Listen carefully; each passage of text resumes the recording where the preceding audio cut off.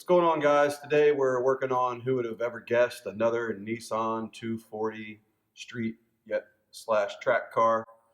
Came in to figure out where the chassis was or was not bent. One of the main issues that we have on a lot of these cars is the rockers are absolutely just destroyed.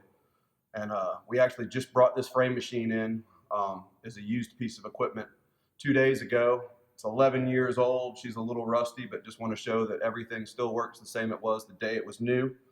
So we got a little down pull set up here. Already got everything ready to go.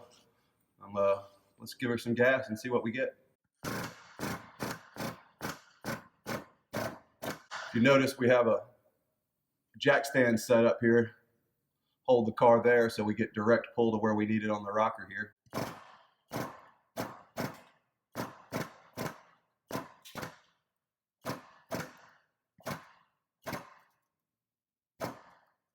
I think it's time to grab a hammer and do a little banging and dollying, and we'll move that clamp over one more time, pull a little bit farther on the front. So another example of a down pull, and if anybody wants to make a deal on a used frame machine, give us a call. We'll see you guys on the next one.